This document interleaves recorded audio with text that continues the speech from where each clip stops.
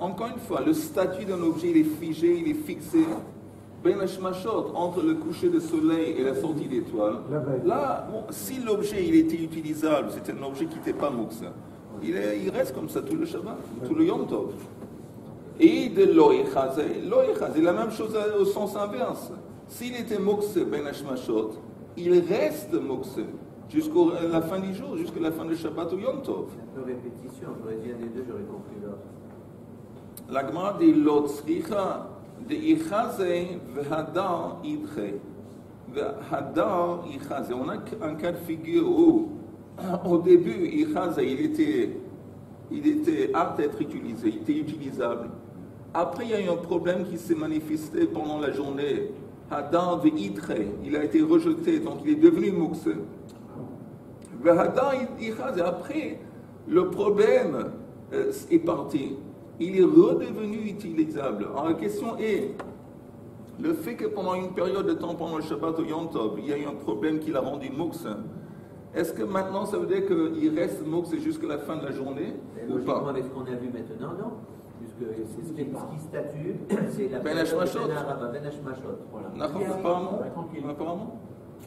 Et qui est-ce qui juge? Si c'est... il était cachère déjà cette journée. Il est beau, il est pas saoul. Qui est-ce qui juge? Parce que c'est interdit de juger quelqu'un un mot. Non, on ne parle pas d'un mot maintenant. On ne parle pas nécessairement d'une plaie avec un bechor. On parle d'un, je ne sais pas, je te donne un exemple. On va voir des exemples. Un exemple. Machine, elle avait la vaisselle. Elle a démarré avant Shabbat. Elle a démarré avant Shabbat et s'est terminée pendant Shabbat. Est-ce que je peux utiliser les kélim? Mais s'il n'y a pas de lumière et tout ça, c'est toujours la truc. Et elle finit. Non, la vérité, je ne sais pas. Parce que, encore une fois, c'était mou que ce ben hashmashot. La veille, on va en parler. Non, apparemment c'est utilisable. On va voir pourquoi. On va t'apporter des exemples. On va voir, on va apporter des exemples. En attendant. Et ça, c'est la question. Alors, la Gemara a essayé de répondre. Amarle yesh mukse. Il y a un mukse c'est possible qu'un mukse va s'appliquer au milieu de la journée et va rester constant jusqu'à la fin. Et on apporte une kushia. V'shavin she'im nolad ve'mumo imo she'zemina mochan. Que tout le monde est d'accord que si un bechor est né pendant Yom Tov, il est né avec une plaie, avec une blessure, ve'mumo imo. Tout le monde est d'accord qu'il est utilisable. Et la Gemara demande, ve'amai, pourquoi? Neima hai bechor me'ikara havachaze agav imei. Au début de Yom Tov, c'est quoi au début de Yom Tov? Ben hashmashot. Ce bechor, il était utilisable avant qu'il est né. Il était utilisable et accessible avant. De quel point de vue? À travers sa mère.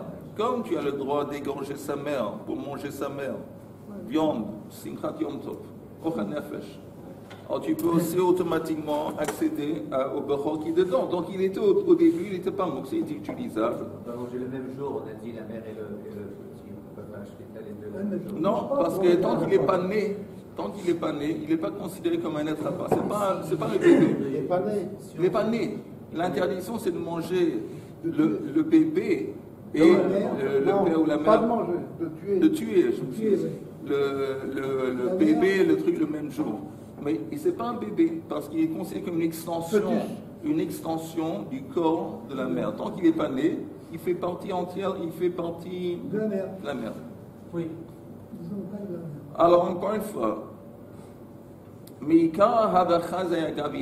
au début, il était accessible à travers la mer, pas Moksa. Le moment qu'il est né, il a été repoussé, il est devenu Moksa. On avait dit pourquoi il est devenu Moksa. Parce que, une fois qu'il est né, maintenant il est né avec un moum, on a besoin qu'un moumré va inspecter, déclarer. Et sans la déclaration du moumré, il n'est pas utilisable. Donc il devient pour une petite période de temps Moksa. Après, Achaz Yale Chacham, on l'a montré à un Chacham, il devient permis. Donc c'est un cas. de quelque chose qu'au début de Yom Tov était permis. Au milieu de Yom Tov, il devient interdit pour un peu de temps, et après, il redevient permis. Et on nous dit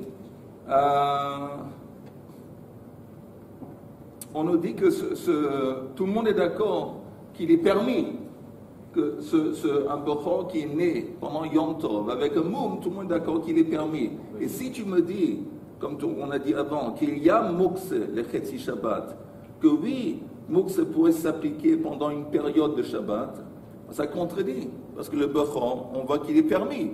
Et s'il y avait Mukse, il devrait être interdit, parce que le moment qu'il est né, on a dit qu'il est Mukse. Tant qu'un Mumchi n'a pas inspecté les Mukse, s'il est Mukse, il reste Mukse jusqu'à la fin du jour. On voit que ce n'est pas le cas. On parle d'un cas, un scénario où, au lieu de l'endroit où le Bechor est né, il y avait justement un Mumchi qui était présent et qui l'a vu automatiquement. Ça veut dire qu'il n'y avait pas eu un moment dans lequel le Bechor il était interdit. Oui, c'est exceptionnel, c'est un cas à part. Il y avait des juges qui siégeaient là-bas, dans l'endroit où même où il est né, donc de suite on l'a vu. Et que d'âme, il y a une autre version, le Chetzi Shabbat. Maintenant, il y a quelqu'un qui répond qu'il dit il n'y a pas de Mukse le Chetzi Shabbat, et là on apporte ce qu'on vient d'apporter en ce qui concerne le Bechor en tant qu'assistance, en tant que support, du fait qu'il n'y a pas de Mukse.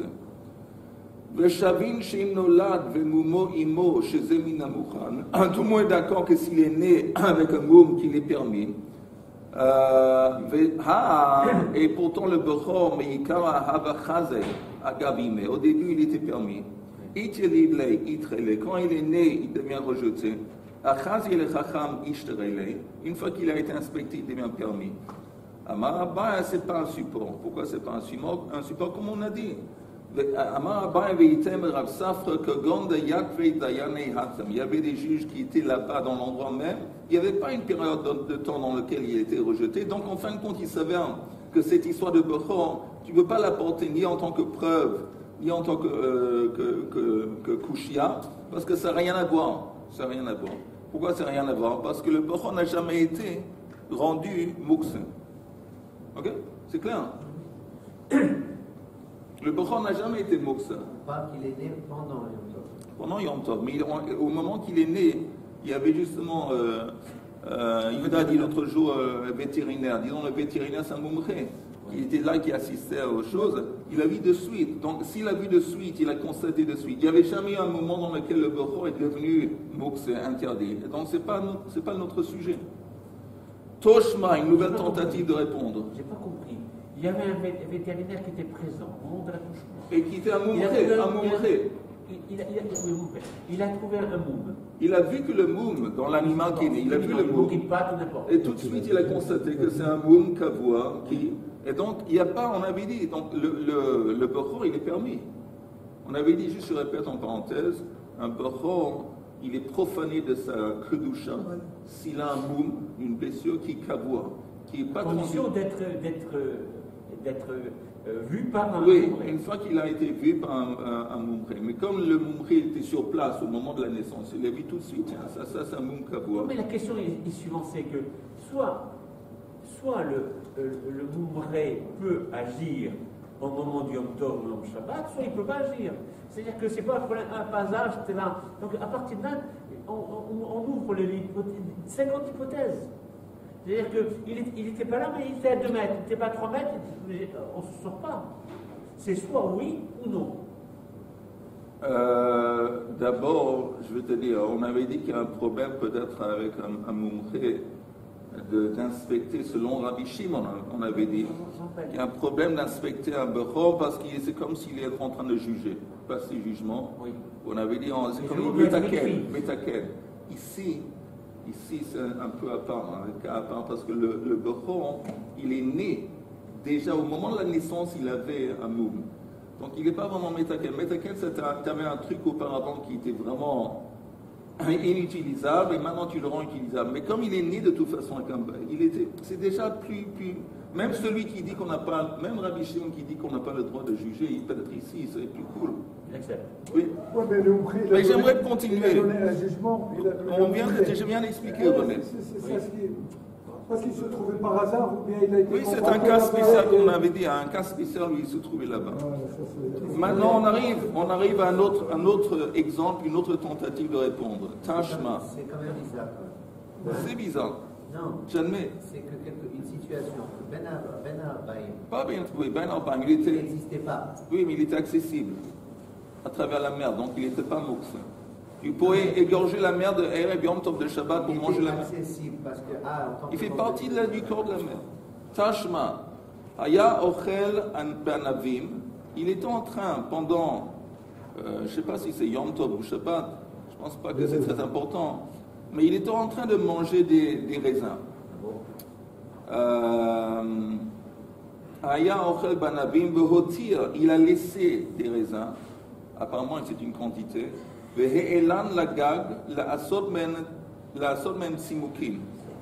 a décidé d'étaler les raisins qui lui restent sur le toit pour les sécher, qui vont devenir des raisins, des raisins secs.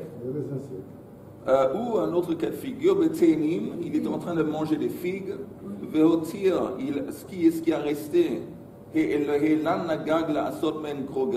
la même idée, il a étalé les figues sur le toit, dans le but qu'ils vont devenir secs. Et c'est écrit Lo yochal mehen, il n'a pas le droit de manger de ces fruits qui sont maintenant étalés sur le toit. Ad sheyazmin mi be'od yom, tant qu'il ne les a pas tant qu'il n'a pas réservé,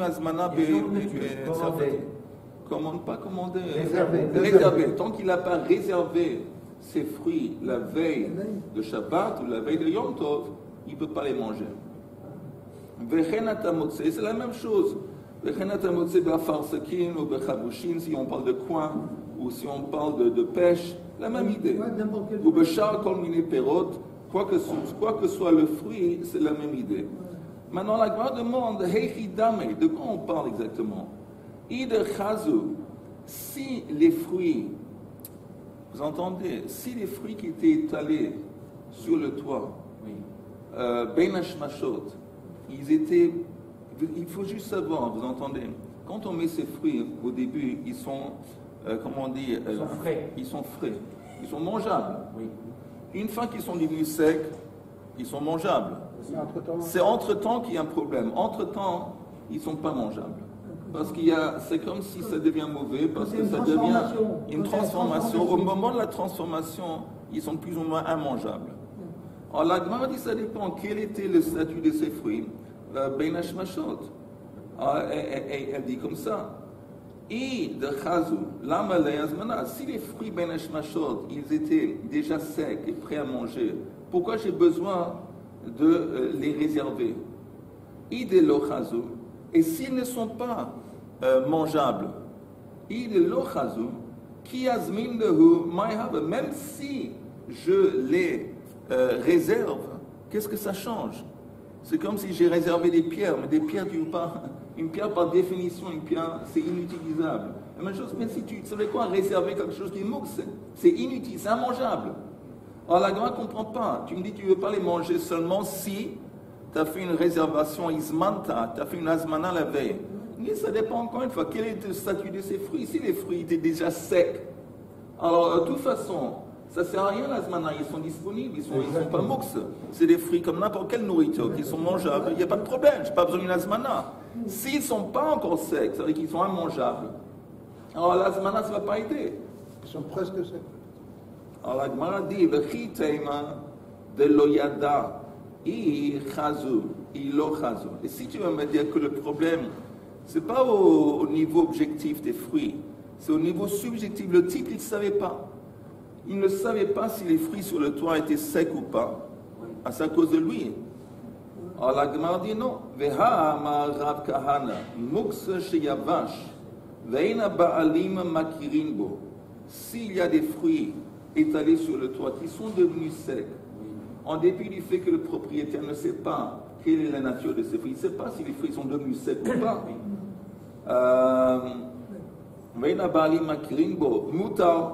On n'a pas besoin de les réserver. Le fait que ils sont comestibles, ils sont mangeables, même si le propriétaire n'est pas conscient, il ne sait pas. C'est pas important. C'est pas important, on n'a pas. Elle la lave, forcément de quel cas on parle, où on a besoin d'une hazmana. De chazu, ve'idru, ve'hadar, irzu. On parle d'un cas où au début de la journée, ben hashmashot, ils étaient déjà secs. Après, pendant la journée, ils sont devenus mouks. Comment ils sont devenus mouks? Peut-être, disons, il a plu. Il a plu. Et donc la pluie les a rendus immangeables. Après, quelques heures plus tard, le soleil, encore une fois le soleil est sorti, ils sont retournés à un état qu'ils étaient mangeables. Alors ça, c'est ça un cas où au début ils sont mangeables, donc ils ne sont pas mouks. Il y a eu un problème apparemment de mouks qui s'est manifesté pendant la journée. Après, il est parti plus tard. Et si tu dis un mouks, si tu dis qu'il n'y a pas de mouks transitoire, pas un mouks pendant une partie de la journée, lama lehu hazmana. Pourquoi j'ai besoin de faire une hazmana? Pourquoi j'ai besoin de réserver ces fruits? Si tu me dis, même si il y a un problème qui s'est créé pendant la journée, il a plu, les fruits sont devenus mouillés, donc immangeables. Mais si tu me dis, c'est pas important parce qu'au début de la journée, ils étaient accessibles. À la fin de la journée, ils sont redevenus accessibles. On s'en fout si au milieu... Si tu dis que ça, c'est la lacha, pourquoi j'ai besoin d'une azmana? Tout le monde a compris la question? Elle a maï. Alors qu'est-ce que tu vas dire? Yesh mouks. Tu vas me dire qu'il y a mouks. Alors si tu me dis qu'il y a mouks pendant une partie de la journée, qui azmin de maï have? Alors, si tu me dis qu'il y a un mouks, c'est le cas qu'il y a une mouks pour une partie de la journée. C'est-à-dire qu'une fois qu'il y a un problème, le problème il reste, même si, en fin de compte, la source du problème est partie, même si les fruits sont redevenus secs, mais le fait qu'ils sont devenus pendant une période de temps mouks, ça reste mouks. Si c'est comme ça que tu conçois les choses, comment l'azmana, le fait que tu t'es réservé ces fruits va t'aider? Ça ne va pas t'aider. Ça sert à rien. Ça va m'aider parce que c'était avant tout ce qui détermine, c'est Ben Hashmashot. Mais on a dit que Ben Hashmashot, on parle d'un cas où c'était permis, permis accessible. Ça reste permis, même si entre-temps il y a une période où je n'ai pas pu à cause de l'eau ou de quelque chose. Cher Chaim, que j'aime à la folie, c'est justement le sujet de ce shiur, qu'on a quelque chose, c'est ça la question, que Ben Hashmashot c'était permis. Pendant le jour de Shabbat ou Yom Tov, il y a un problème qui le rend mouks. Après ce problème, il s'en va et il redevient permis. Est-ce qu'on dit que le fait qu'il y a un problème qui s'est manifesté pendant la moitié de la journée, est-ce que ça reste maintenant avec l'objet, ça le rend pas saoul jusqu'à la fin de la journée ou pas? Apparemment, il ne peut pas changer de statut. Donc ça, c'est la question. On essaie de répondre avec les fruits. Grave. Normalement, les raisins secs, ils ont été secs, donc le matin, ils sont secs. Mais quelqu'un, il veut prendre il prend les raisins secs, et puis ils sont durs. Il les met un peu avec de l'eau, peut-être qu'il n'a pas de dents, quoi que ce soit. Est-ce que c'est permis? Oui. Oui. Alors si c'est permis, alors là aussi la pluie elle est tombée, ça l'arrange le bonhomme qu'il soit... Je ne sais pas, tu m'as créé un scénario où le type il n'a pas de dents, il ne peut pas aimer. Tu m'as créé un scénario où les raisins sont tellement durs qu'on ne peut pas les manger sans les tremper dans l'eau. C'est tout un cinéma que tu m'as fait là. C'est encore pire que Yehuda. Moi je pensais que le cinéaste c'était Yehuda, mais je vois qu'il a de la compétition. Mais en attendant, à Grandi, je ne comprends pas. Je n'ai pas encore compris comment on arrive à comprendre la zmana, même si tu as un cas où on ne comprend pas. La Grandi,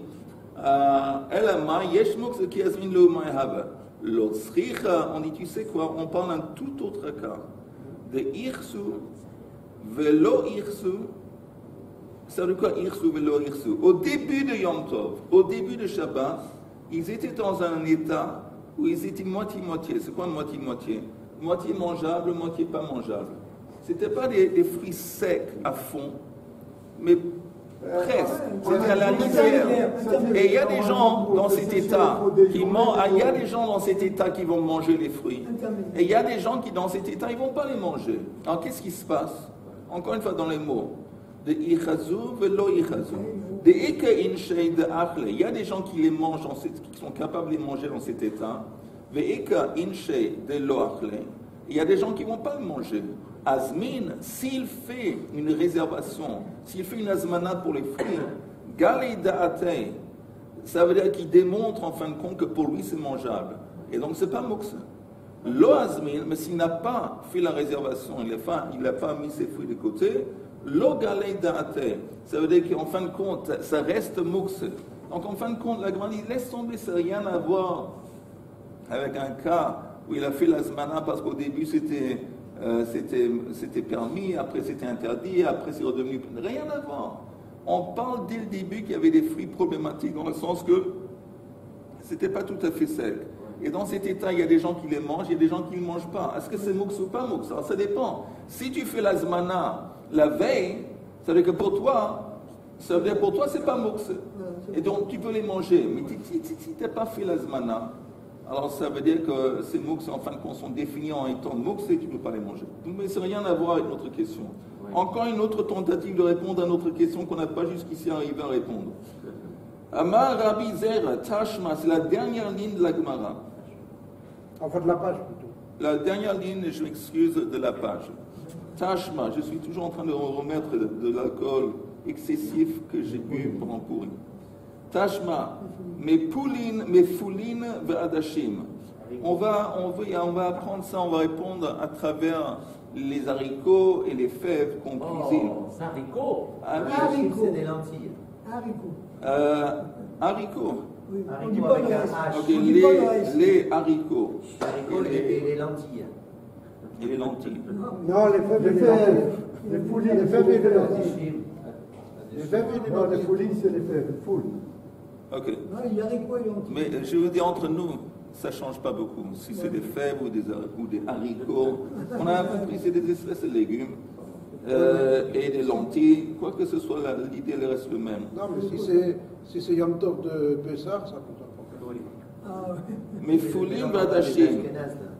Non, petit. Écoutez bien, Foulin, on parle ici de Yom Tov.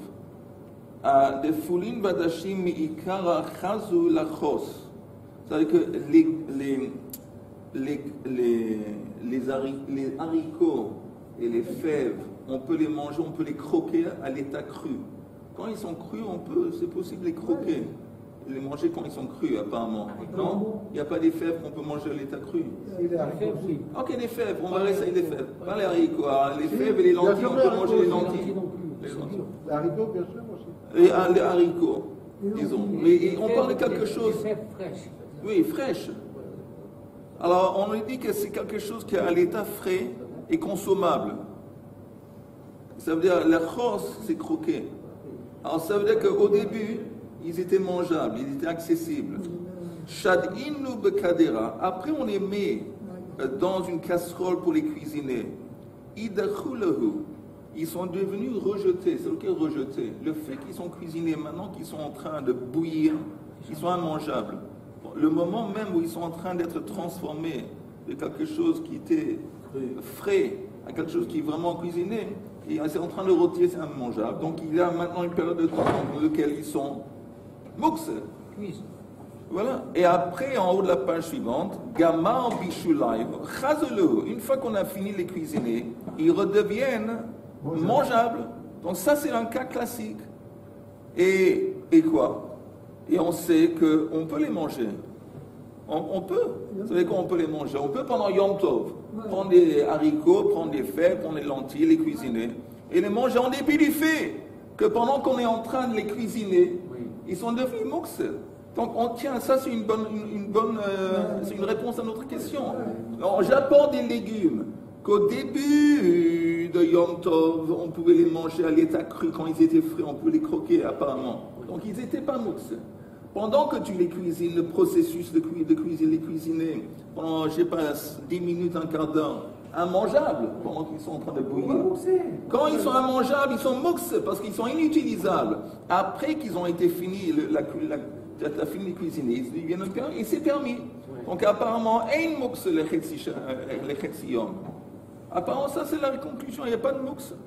Quelle est la différence avec les cas précédents? Les quoi? les cas précédents des fruits secs et tout ça. Parce qu'on avait dit, en fin de compte, là-bas, c'est différent. Parce qu'on avait dit que les fruits, s'ils étaient permis la veille, ils sont permis. S'ils n'étaient pas permis, ils ne sont pas permis. On avait dit, la pluie. On avait dit encore une fois que s'il y a de la pluie qui est tombée sur les fruits et pendant une période de temps les a rendus immangeables, on a dit que la réservation, la zmana, que c'est écrit qu'il faut faire, elle est en plus. Pourquoi elle est en plus? Parce qu'on avait dit que si tu me dis que yesh mukse, le chetzi Shabbat, la zmana ne va pas t'aider. Et si tu me dis que ein mukse, le chetzi Shabbat, la zmana elle est en plus. Donc on avait dit, c'est pas une... Mais ici, apparemment, on a un cas de figure, vous êtes d'accord? Un cas de figure où quelque chose, au début, était permis, après, est devenu interdit.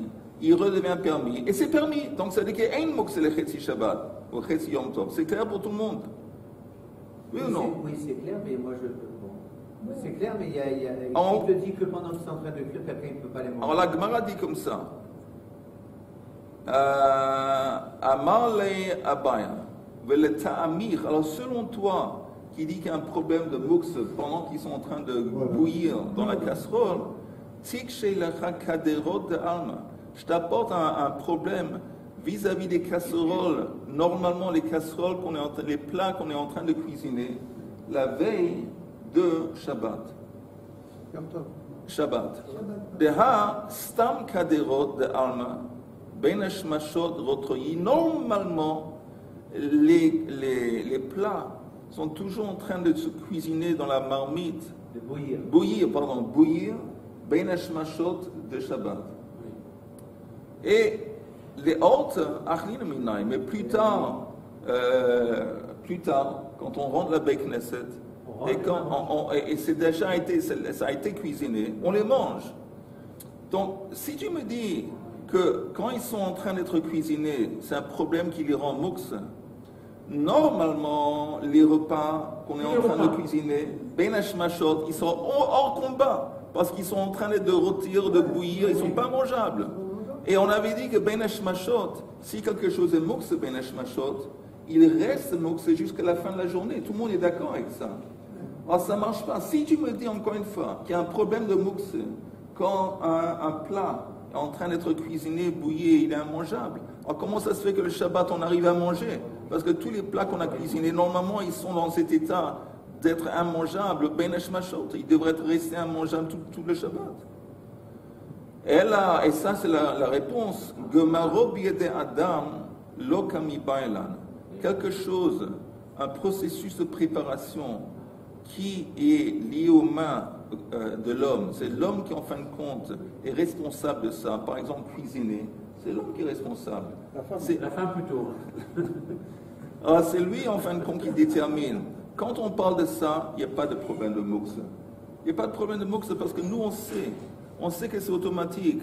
La cuisine, ça prend 10 minutes de bouillir. 10 minutes, c'est immangeable, mais on sait, parce que c'est nous qui sommes, ça dépend de nous. Nous, on est responsables. Et on sait que c'est automatique. Donc, c'est pas mouks. Comme on sait, on prend ça en tête, c'est pas mouks, il n'y a pas de problème. La question que nous, on se demande, quand on a un cas de figure où l'objet, la nourriture est devenue invalidée par un phénomène des shamaim. Par exemple, la pluie qui tombe sur les fruits et quelque chose qui s'est passé, qui a rendu, pas nous, pas un processus qui dépend des hommes, mais un processus en dehors des hommes, des shamaim. Là, on a un problème. Même l'animal qui est né, c'est mis des shamaim. C'est extraordinaire ça. Qu'est-ce qui est extraordinaire? C'est-à-dire que si la main de l'homme peut changer la nature, c'est acceptable. La nature qui peut changer la nature, le ciel, tout ça, l'eau, la pluie, qui change, non, c'est pas normal. Non. Et Alors, non, j'aimerais essayer de mieux expliquer. C'est que comme c'est l'homme qui est responsable de cuisiner, par exemple, une nourriture, lui, il sait que c'est automatique qu'il y a une période de temps dans laquelle la nourriture dans la marmite, elle va devenir inaccessible. Mais il le sait. Et il sait qu'après cette période de temps, ça va devenir mangeable. Alors, c'est quoi mouks? Mouks, c'est dans ta tête. Tu t'es dit, bon, inutilisable, repoussé, hors combat, dans ta tête, tu dis, bon, ici dans sa tête, ce n'est pas le cas. Parce que dans la tête du monsieur, il sait, comme ça dépend de lui, et c'est un processus qu'il connaît, il n'a jamais rejeté la nourriture qui se trouve dans la marmite. Il n'a jamais dit que c'est mouxe, parce qu'il sait que ça dépend d'un processus qui dépend des hommes et que ça va aboutir automatiquement à quelque chose de mangeable. Mais il y a des phénomènes naturels où ce n'est pas le cas. Il ne sait pas exactement combien de temps ça prend, si oui ou non. Là, la question se demande. Et la question se demande, et ce n'est pas évident qu'on arrivait à répondre. Élucider. Ah, il a fait. Alors, encore un petit peu. Rabbi Yehuda Nessia, Haveleahu Bucha. Rabbi Yehuda Nessia, il avait justement un Bechor. Shedare le Kame de Rabbi Ami. Il a envoyé ce Bechor pendant Yom Tov à Rabbi Ami, qui apparemment était un mumche. Et ça va de l'eau le Mechazier. Alors il a décidé, Rabbi Ami, de ne pas l'inspecter, la bête, parce que c'était Yom Tov. Amar le Rabbi Zrika, veitem Rabbi Yermia. Alors Rabbi Zrika, il y a ceux qui disent que c'est Rabbi Yermia.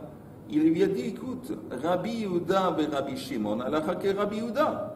Quand on a une marloquette qui entre Rabbi Yehuda et Rabbi Shimon, l'alakha est conforme avec Rabbi Yehuda.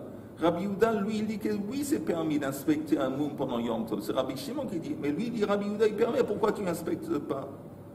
Hadar Shadre, le Kame de Rabbi Yitzhak Nafra. Encore une fois, Rabbi Yehuda Nassi, il a pris cette bête, ce mouton, cet animal, il l'a envoyé chez un autre chacham, Rabbi Yitzhak Nafra. Encore une fois, ça va de l'eau le Mechazier. Il a décidé de ne pas l'inspecter. Yom Tov. Encore une fois, Amar les Rabbi Yermia veitem et Rabbi Zrika, ici c'est inversé. Rabbi Yehuda et Rabbi Shimon, alakha que Rabbi Yehuda. Il dit, pourquoi tu n'inspectes pas? L'alakha c'est comme Rabbi Yehuda. Amar les Rabbi Abba. Rabbi Abba a demandé à Rabbi Zrika, ou Rabbi Yermia, il lui a demandé, écoute, Maïta Amma, lo shevaktinu le Rabbanan, le miavad uvda que Rabbi Shimon. Pourquoi tu n'as pas permis à ces chachamim de ne pas se comporter comme Rabbi Shimon? Rabbi Shimon, c'est lui qui dit qu'on n'a pas le droit d'inspecter un moum, qui n'a pas le droit d'inspecter un moum pendant Yom Tov. Il dit, pourquoi tout le temps tu leur envoies, tu dis, tu sais quoi, Rabbi Shimon, Rabbi Yehuda, la halakha, elle est comme Rabbi Yehuda, qui dit qu'on peut. Laisse-les, s'ils veulent l'armir comme Rabbi Shimon, ma baya.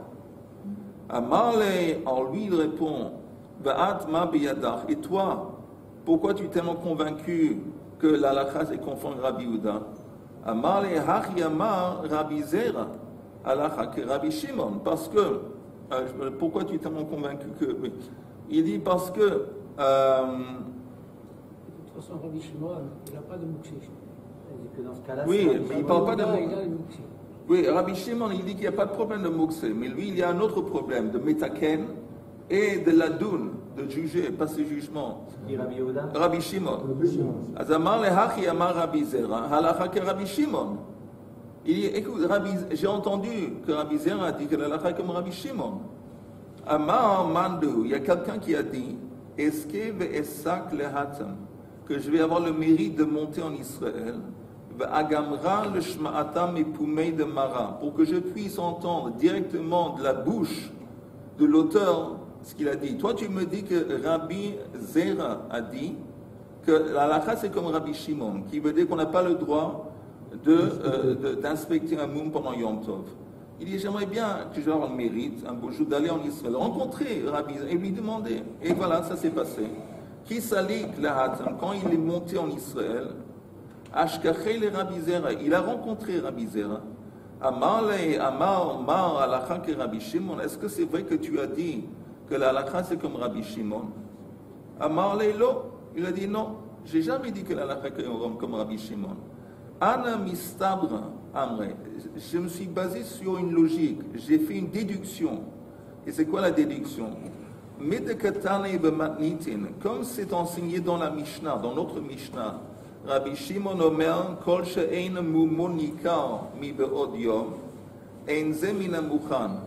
Il a dit que tant que le moum n'a pas été inspecté la veille, l'animal il est pas disponible, c'est-à-dire que l'animal il est mouxe, parce qu'on ne peut pas inspecter. Et on a apporté une braïta Belashon Chachamim. Et cette braïta a été exprimée dans le nom des Chachamim. Et c'était la même chose la même opinion que Rabbi Shimon. Donc encore une fois, on a apporté une braïta. On finit. On a apporté une braïta sans auteur, mais c'était les Chachamim qui disaient en fin de compte la même chose que Rabbi Shimon a dit. Encore une fois, Katan il a braïta belashon Chachamim. Shma mina mistabre kavate. Apparemment, ça veut dire que la halakha c'est comme Rabbi Shimon, parce que si je trouve une braïta plus tard, pas dans le nom d'un Chacham, mais au nom des Chachamim, et il savait qu'ils disent la même chose que Rabbi Shimon, ça laisse entendre que j'ai déduit que la halakha c'est comme Rabbi Shimon, qu'on ne peut pas inspecter un Moum Bayom Tov. On va arrêter là et on va reprendre sa pinède demain.